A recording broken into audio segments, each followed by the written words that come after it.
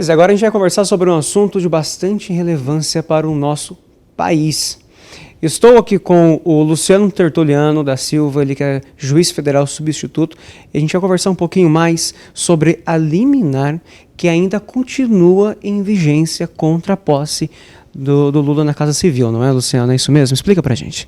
Perfeito. Ela foi proferida através de uma ação popular que o doutor Ricardo Bergonça, advogado militante em Assis, ajuizou, buscando exatamente anular o ato da presidente Dilma Rousseff, que pretendia nomear Lula ao cargo de ministro-chefe da Casa Civil.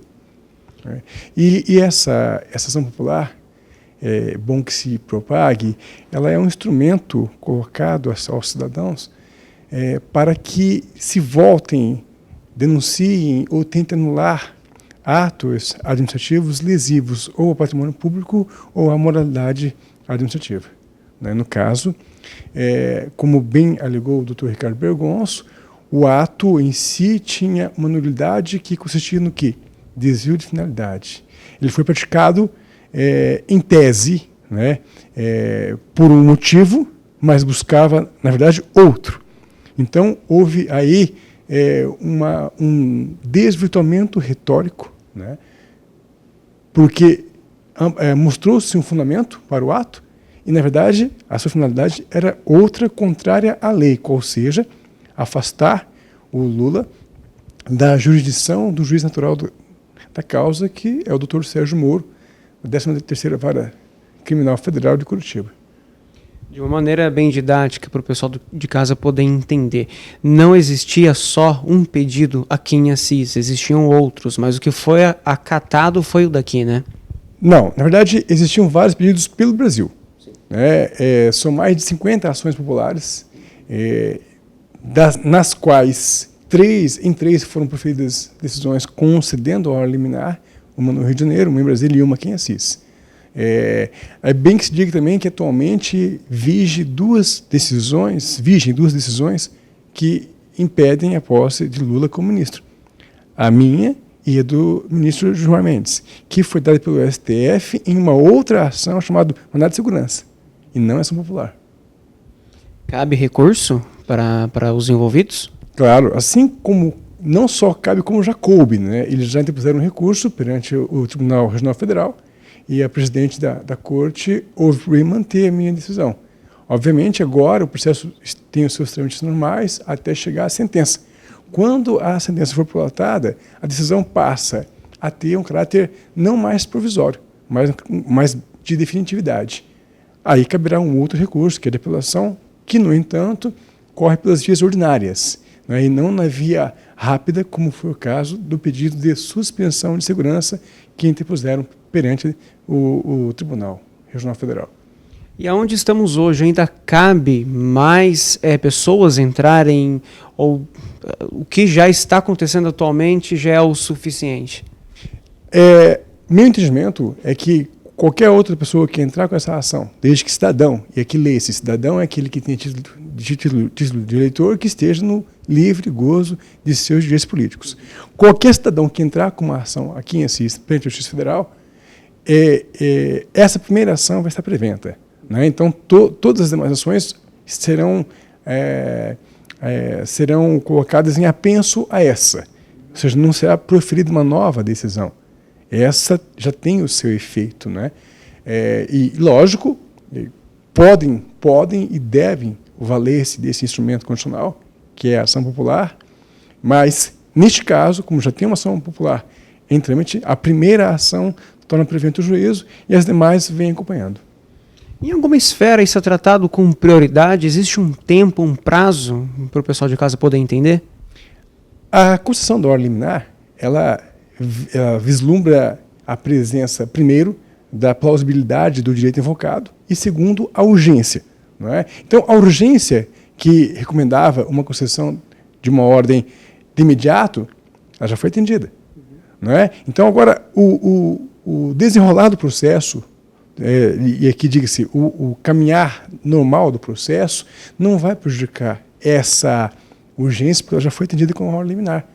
É claro, e aqui é bom que se diga, se o o STF, através de mandado de segurança, entender que, de fato, Lula não pode tomar posse no cargo, isso não tira, não prejudica o mérito das ações populares.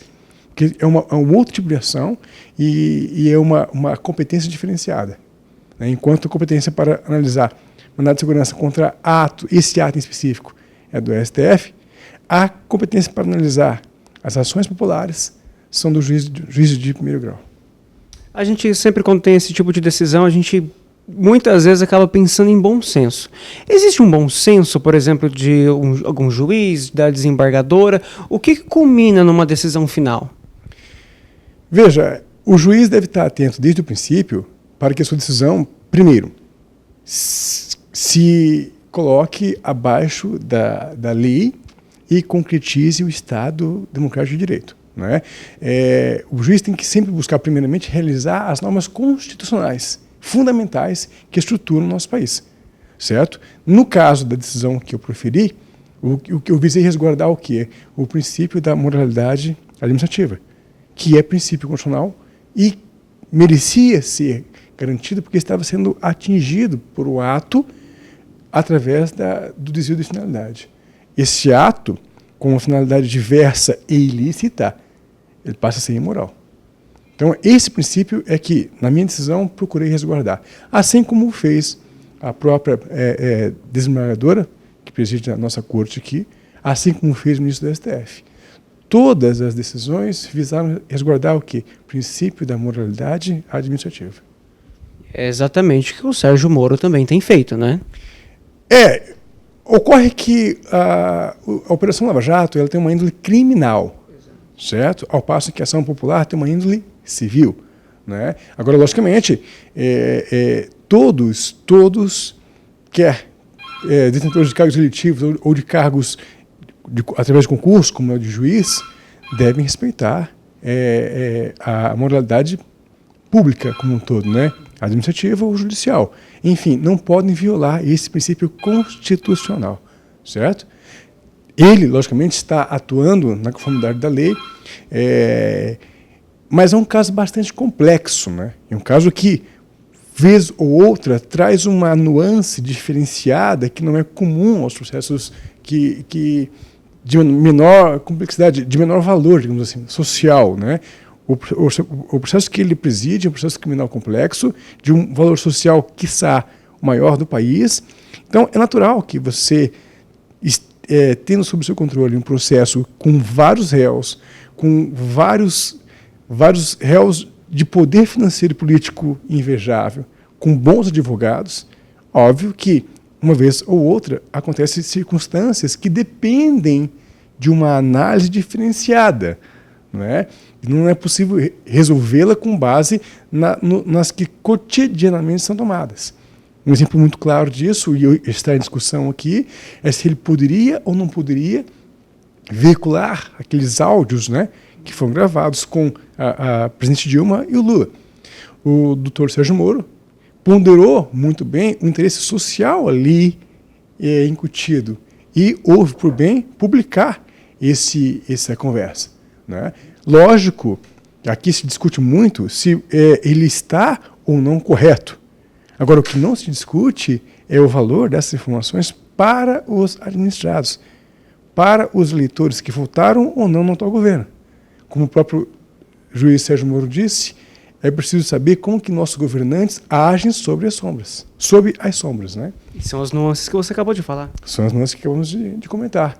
E elas, por óbvio, requerem um tratamento diferenciado. Né? Assim como nós aqui também, Assis, se tivermos em mãos uma informação de cunho social relevantíssimo, que entendamos ser do direito dos administrados conhecer o que está acontecendo, por óbvio também agiria igual.